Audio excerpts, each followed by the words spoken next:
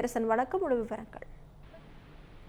அவினா வணக்கம். பணி நிரந்தரம் உள்ளிட்ட கோரிக்கை முன்னிறுத்தி போராட்டத்தில் ஈடுபட்ட, அதாவது பேரணி செல்ல முயன்ற தூய்மை பணியாளர்களை தற்போது காவல்துறையினர் கைது செய்து வருகின்றனர்.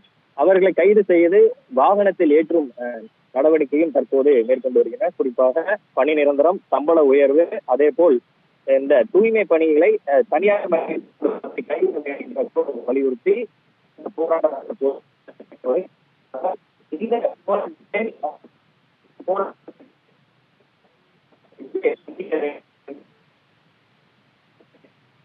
பணியாளர்கள் முன்னெடுத்திருந்தனர். இந்த நிலையில் தான் அவர்களை தடுத்து நிறுத்தி போலீசார் தற்போது கைது செய்து வருகின்றனர்.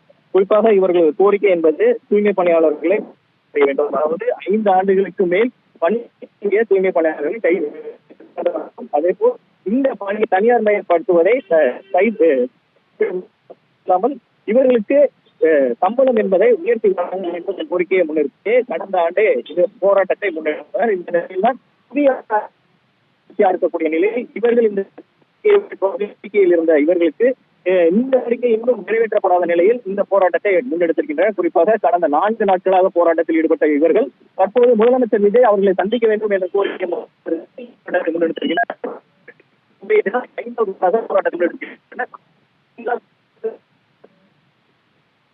இந்த போராட்டத்தை பொறுத்தமட்டு வருகின்றனர். குறிப்பாக 100க்கும் மேற்பட்ட பெண்கள் இந்த போராட்டத்தில் பங்கேற்கக்கூடிய தற்போது கைது செய்து காட்சிகளையும் நம்மால் பார்க்க முடியுது.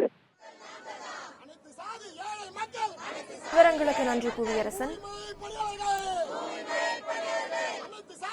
நாங்கள் தொடர்ந்து போராடுவோம் என்று முழக்கத்தை வைத்துள்ளோம். அரசு தரப்புக்கும் எங்களை அழைத்து பேசுங்கள் என அழைப்பு விடுத்துள்ளோம்.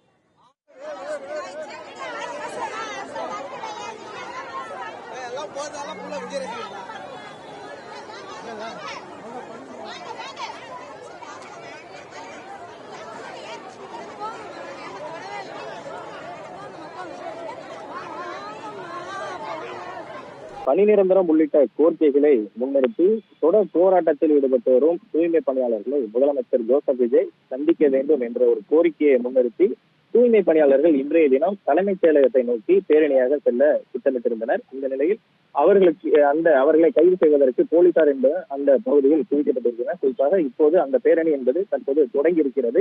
இதில் 100க்கும் மேற்பட்ட தூய்மை பணியாளர்கள் கலந்து கொண்டிருக்கின்றனர்.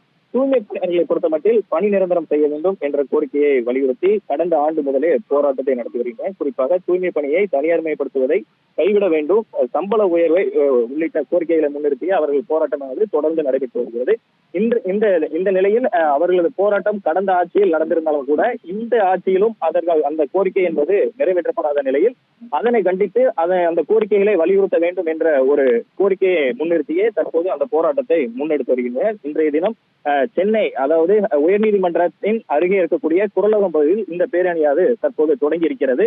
தலைமைச் செயலகத்தை நோக்கி இந்த பேரணியை முற்பட திட்டமிட்டிருக்கின்றனர். அதற்கு முன்னதாகவே அவர்களை கைது செய்வதற்கு போலீசார் முன்னிறுத்தப்பட்டு அவர்களை தடுத்து நிறுத்தி இருக்கின்றனர். குறிப்பாக இந்த பகுதியை பொறுத்தமட்டில் 100க்கும் மேற்பட்ட போலீசார் குவிக்கப்பட்டு காலை முதலே பாதுகாப்பு நடவடிக்கையை தீவிரப்படுத்தி இருந்தனர். இந்த நிலையில் அவர்களை கைது செய்வதற்கான நடவடிக்கையை தற்போது மேற்கொண்டு வருகின்றனர். குறிப்பாக அவர்களை தடுப்புகள் அமைத்து அந்த பேரணியை தற்போது போலீசார் தடுத்திருக்கின்றனர். அது மட்டுமில்லாமல் அவர்களுக்கு கைது செய்து கொண்டு செல்வதற்கான வாகனம் என்பதும் தயார் நிலையில் இருக்கின்றன.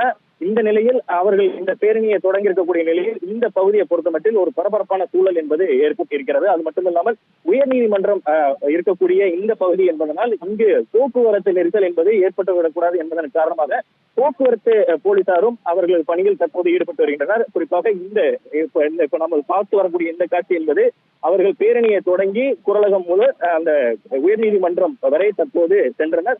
அந்த நிலையில் தான் அவர்களை போலீசார் தடுப்புகள் அமைத்து தற்போது தடுத்திருக்கின்றனர். இன்னும் சற்று நேரத்தில் அவர்களை கைது செய்வார்கள் என்று எதிர்பார்க்கப்படுகிறது. குறிப்பாக இன்றைய தினம் சட்டமன்றம் நடைபெற்று வரக்கூடிய நிலையில் தலைமைச் செயலகம் நோக்கி முதலமைச்சரை சந்திக்க வேண்டும் என்ற ஒரு கோரிக்கையை முன்னிறுத்தியே இந்த போராட்டத்தை, இந்த பேரணியை அவர்கள் தொடங்கி இருக்கின்றனர். இந்த நிலையில் தான் தற்போது போலீசார் அவர்களை தடுத்து நிற்கின்றனர். இதனால் இந்த பகுதியில் பரபரப்பான சூழல் என்பது ஏற்பட்டிருக்கிறது. நவீனம்,